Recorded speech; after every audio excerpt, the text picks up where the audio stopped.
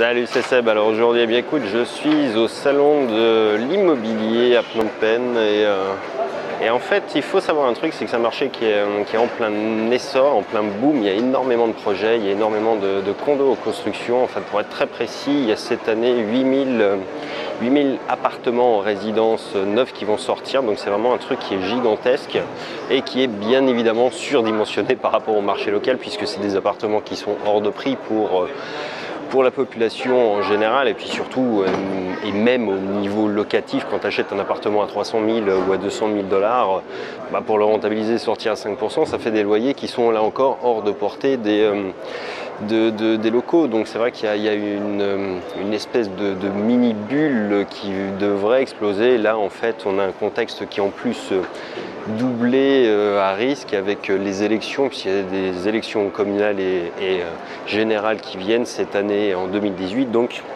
c'est vrai qu'il y a beaucoup de tensions sur le marché et que c'est pas prêt de s'arranger. Donc l'idée c'était de venir un petit peu voir s'il y avait des soldes qui se préparaient au niveau de l'immobilier, c'est-à-dire si les promoteurs allaient un peu lâcher sur leur marge pour pouvoir écouler un peu les stocks, parce qu'il y a vraiment beaucoup trop de projets. Il y a au-delà des 8000 logements qui vont sortir cette année, il y en a encore, je crois, 10 ou 12 000 qui vont sortir dans les 2 années qui viennent. Donc c'est vraiment un marché qui va être saturé et donc il y a quelques affaires à faire a priori. Alors ici on est à Naga World, c'est un truc qui est plutôt luxueux, très luxueux même, puisque tu as casino, hôtel, salle de conférence, etc. Des restaurants qui sont un peu hors de prix. Là encore c'est un marché qui est un peu spécial par rapport aux locaux, mais c'est un endroit qui est voilà, très en avance sur le développement futur de la ville. Il y a un immense hôtel de 1000 chambres, je crois, qui est en train d'être fini également. Donc il y a vraiment beaucoup d'activités dans cette partie-là de la ville, qui est la partie la plus moderne en fait. Donc voilà, tu le vois derrière moi, il y a beaucoup de casinos, parce qu'ici évidemment les casinos sont autorisés. Donc il y a beaucoup de joueurs, il y a beaucoup de Chinois qui viennent jouer. Il y a beaucoup de Coréens, beaucoup de Japonais aussi qui sont dans le milieu de l'immobilier. Donc il y a des gens qui ont de l'argent ici, qui viennent, qui sont de passage. Et c'est vrai qu'il y a une économie un peu à 2 vitesses ici aussi. Alors on va faire un petit tour du propriétaire. Donc il y a quelques endroits sympas, il y a un petit peu de musique, de la musique tamisée. Donc il y a l'afternoon, des jolies filles. Et donc un endroit un peu sympa. Thanks.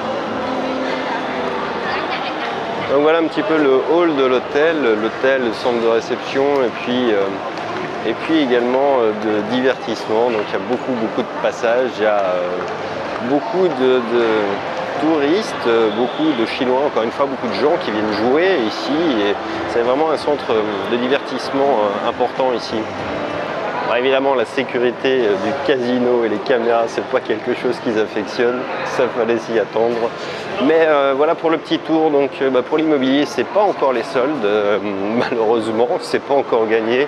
Là, ce que j'ai pu voir aujourd'hui, c'est des appartements qui sont en projet, qui vont sortir de terre d'ici à 18 mois. On a grosso modo un 70 mètres carrés dans les meilleurs prix que j'ai pu voir pour 120 130 000 $.